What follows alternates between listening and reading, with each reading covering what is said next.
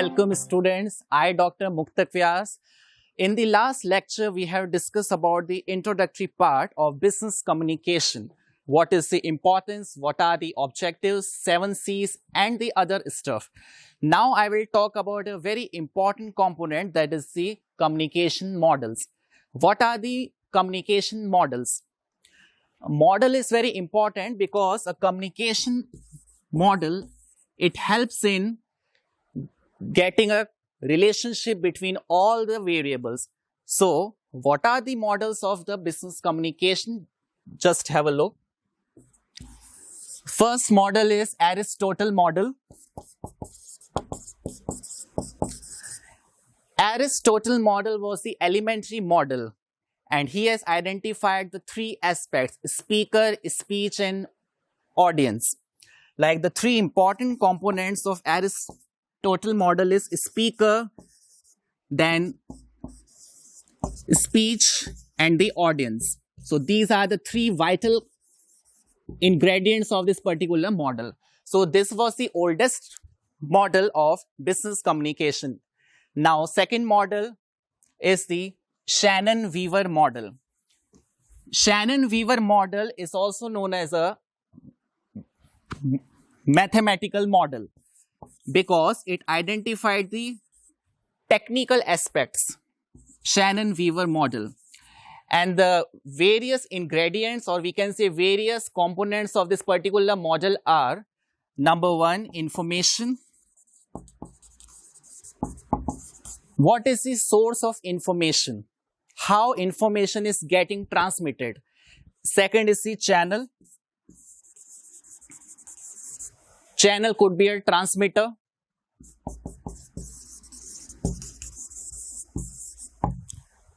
Third is the receiver. Receiver receive the message. And is the destination. But in this overall communication model, there is a noise. That noise is known as a signal noise.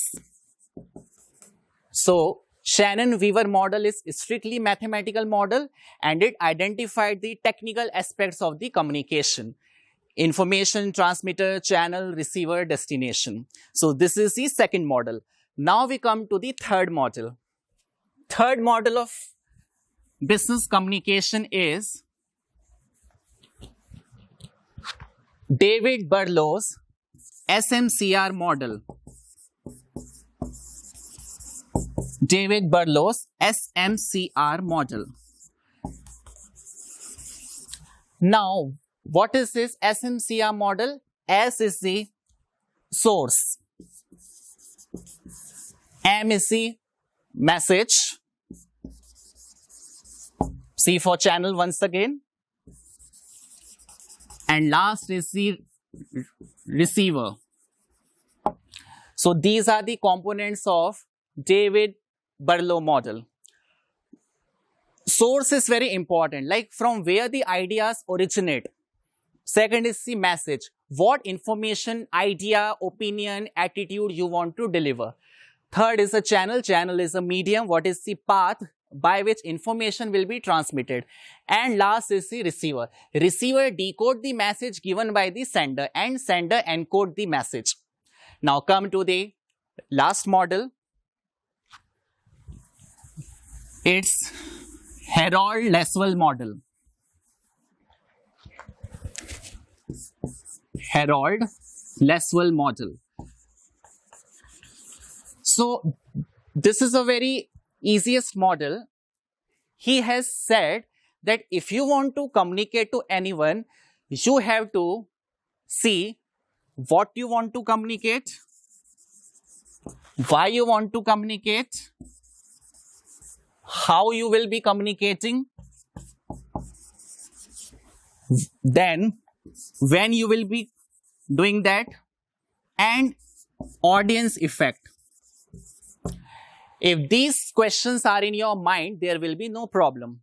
So this is the Herold-Laswell model. Like if you have answers to these specific questions, then you can be a good orator. You can be a good debater also. Like timing is important. Okay, a stitch in time saves 9.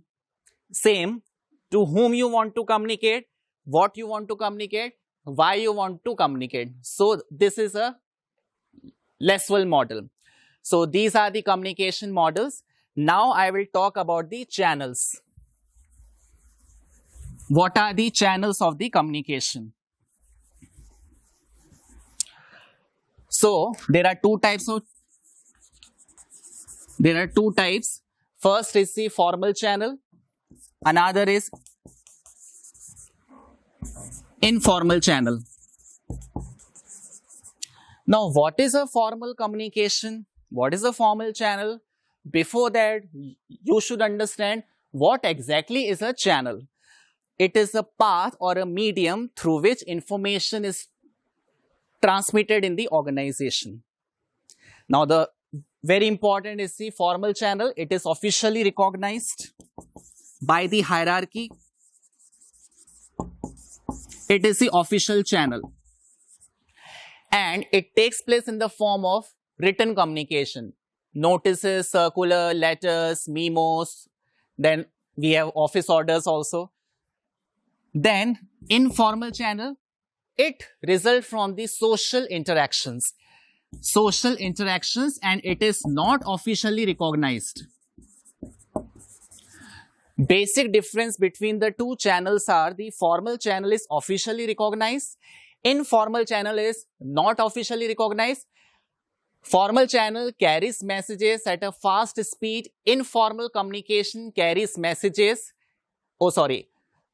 Formal communication carries messages at a slow pace. Informal communication carries messages at a speedy pace. Now, in this particular channel, formal channel, we have exact words which we want to deliver. In this, we can use a slang language also. In the formal channel, there is no personal involvement, there is no personal warmth. But in the informal channel, there is a personal involvement, personal warmth. Now, what are the types of formal channel?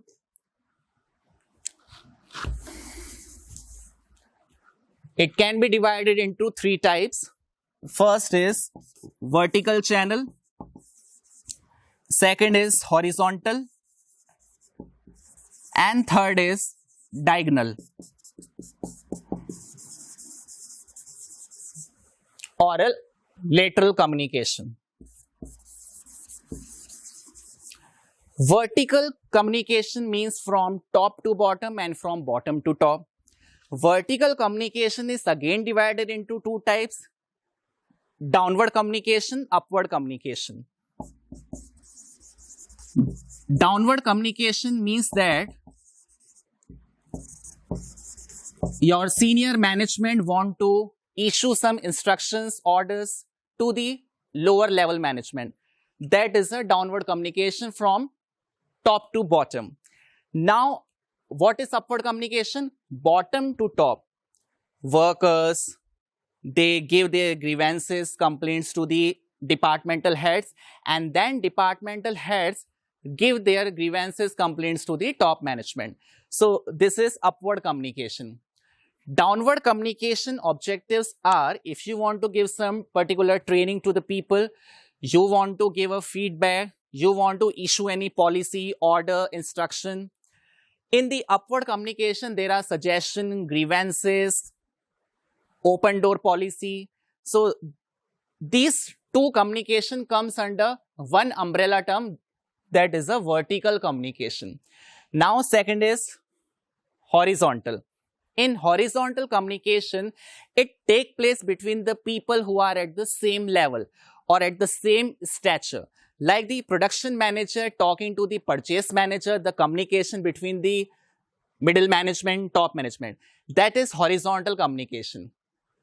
The basic idea behind horizontal communication is to promote social relations, to achieve a coordination, synchronization. Like an organization cannot work if there is no proper communication between the people at the same level, at the same department. So the idea behind horizontal communication is to give us social relations, to achieve coordination, to solve the problems, to resolve the conflict, etc. Then we have a diagonal communication or a lateral communication. Diagonal communication is the communication between people in various departments with various people. It is kind of a zigzag communication, or it takes a part of a committee or a task force. Diagonal communication means like you are assigned a particular project.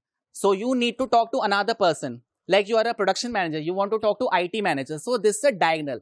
Like you have to make a proper synchronization with each and every person. Like there is no particular protocol. Okay, so this is a diagonal communication where you have been assigned a committee or where you are a part of a task force. So this is a formal channel where no personal warmth involvement is there, but you can easily locate the source of information. Now come to the next, informal channel.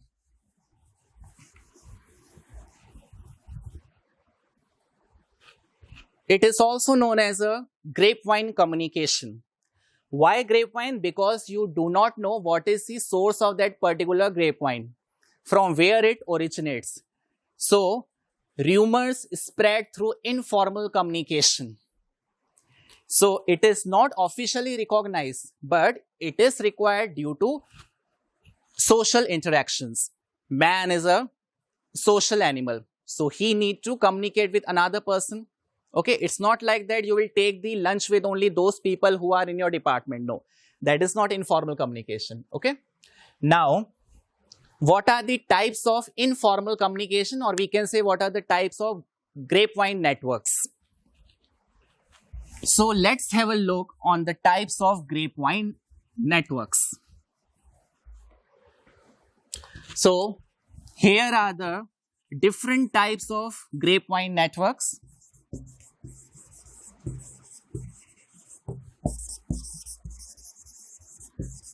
So the very important is single strand chain. What is single strand chain? Like you are giving your message through the intervening or the interfering people in between. That is called as a single strand chain. Like we have a garland, or you must have played the game Chinese whispers. So in the Chinese whisper game, you give your ideas or you try to pass on your information to your particular colleague or a friend, then he will transfer the information to another person. So this is a single strand chain like this, through the intervening people in between. Now, second is a gossip chain. Gossip chain, there is no randomness. You try to want to make a gossip with whom you want to gossip. Like you are not particular, you are not a choosy person. You make a gossip, you make a rumor. So in the gossip chain, you try to pass on the information with whomsoever you want to. That is a gossip, like the fire of the forest. Now third is cluster chain.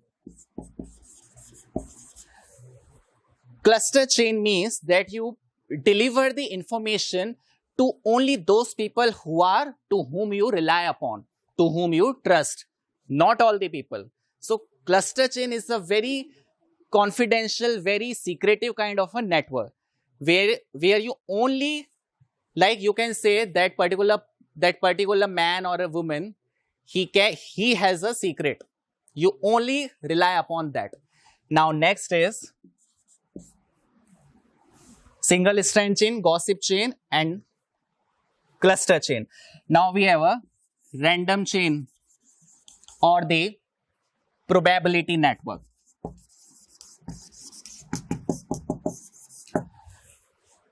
Probability means that every item has an equal chance. Random chain based on random sampling. So these are the types of grapevine networks. Now, what are the drawbacks and what are the advantages of this informal communication? First advantage is it promotes social relations. It carries messages at a fast speed, but at the same time, it can be inaccurate, it can be fake also. And you don't know from where the communication has derived, from where the communication has originated. So this is the channel of communication. Now we talk about effective listening. So before starting another topic, effective listening, you should know what is listening. Effective listening. Speech is silver, silence is gold, listening is platinum. You can be a good orator if you be a good listener. So listening is very important. If you listen well, you will learn well. If you don't listen anything, you will not learn anything. Now, before starting listening, you should know what are the qualities of a good listener, or what is the body language of a good listener. Qualities of a good listener. He has to be focused. He has to be concentrated. Then his feet are still.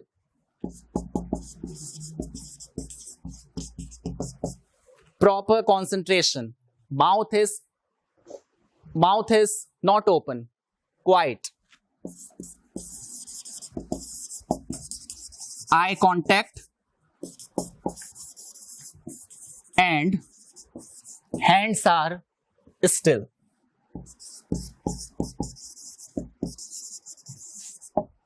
So, if you want to be a good listener, you have to follow these particular qualities. Your body language. Nowadays, in 21st century, what happens?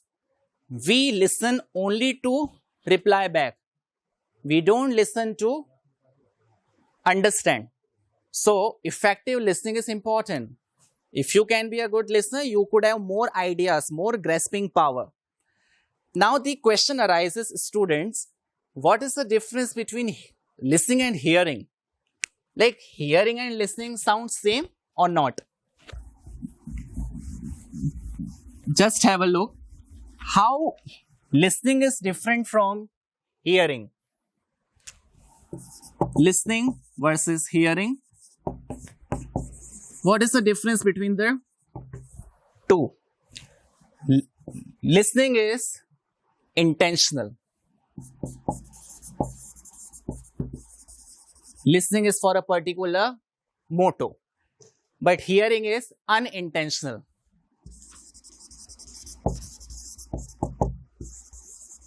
It is only a physical exercise, like somebody is speaking, so his words are coming into your eardrums. So it is more or less of a physical activity. Then listening is always focused.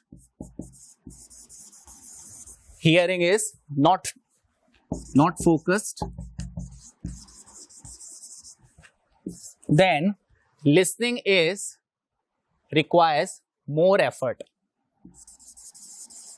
Hearing is effortless.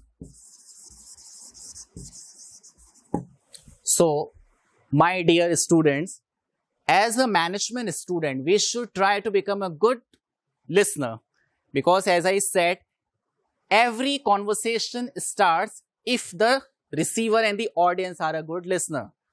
If they are not good listener, they will not understand anything. So, hearing is only a physical activity. It does not require any intelligence, but listening requires a proper knowledge, intelligence. Now, what are the different types of listening? Different types.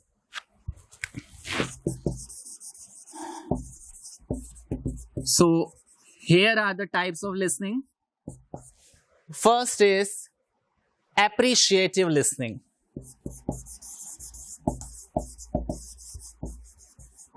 What is appreciative listening? Appreciative, it is for the amusement, it is for the enjoyment, where you are enjoying something, where you are relishing something. Okay, that is your interest area. You are appreciating, you are enjoying entertaining. So it is a kind of a casual listening. you are appreciating, you are enjoying, okay? It is your favorite topic.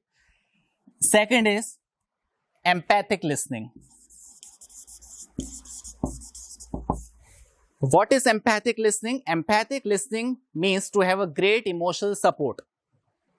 Empathic listening means to look at the things from others' point of view. Empathic. Third is the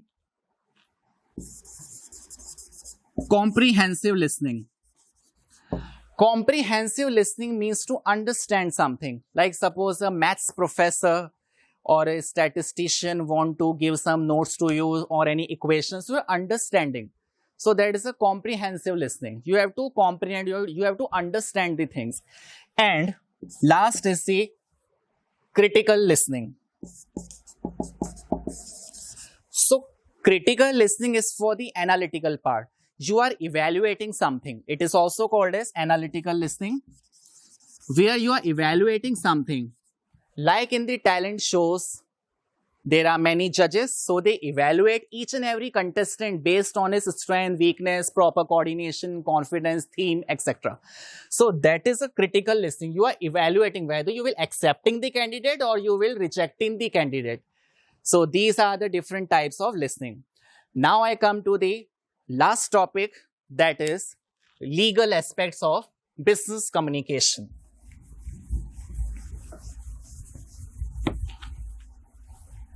Legal aspects.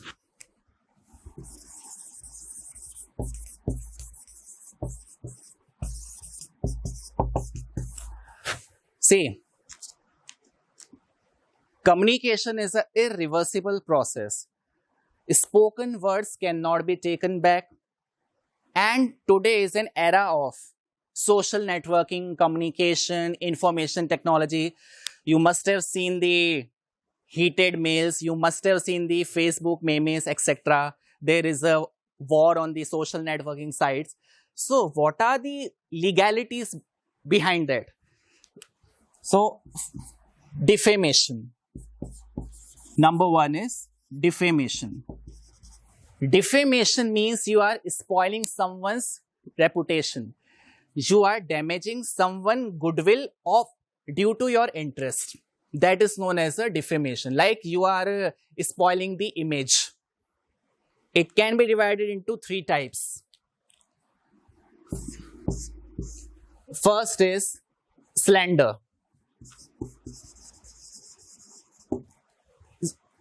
Slander is the oral defamation. Like it is the defamation by the spoken words. Okay, because you cannot stop someone's mouth. You can stop someone's hand if he want to slap you. Slander means oral defamation through the spoken words. So it is illegal. Then libel. Libel is a written defamation. Like you must have seen between various political parties, film stars, there is a libel. Written defamation through the written communication. Like all the controversies revolve around this only, libel. There is a Twitter war, there is each and everything. And third is the calumny. It is through non-verbal communication or through the body language. Calumny means that you are defaming someone's reputation through the indecent signs or the facial expression, gestures, etc. Now, second is a fraud.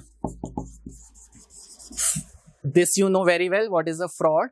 You are misinterpreting the facts and you are utilizing it for your benefit. So there can be so this is not a ethical activity. This is an unethical activity. Third, invasion of privacy.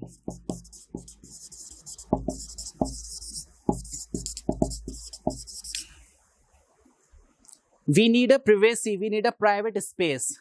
Yes, like the common man. Common man he is very curious about watching what is happening in the life of film stars, what is happening in the life of the ministers, etc. So this is invasion of the privacy. It is a private life. Okay, you cannot, you have to make a proper balance between their private life and their professional life. They have their own family life, like which celebrity comes at the airport, what is the attire he or she is wearing. So that is something which is not to be taken very seriously.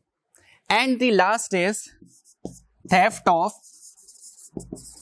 copyrighted materials and indecent things.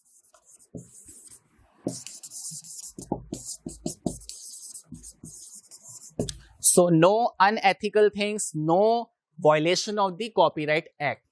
So these are the legal aspects of business communication, because you know very well you cannot take the words back. Spoken words are irreversible. So with this, I, Muktak Vyas, want to conclude that communication is the lifeline of any business. So we have to see what are the channels, what are the models, who is called as a good listener, and what are the legal aspects of business communication. Now in the next class, I will talk about the communication barriers. Okay, thank you all of you. Thank you students, and have a nice day.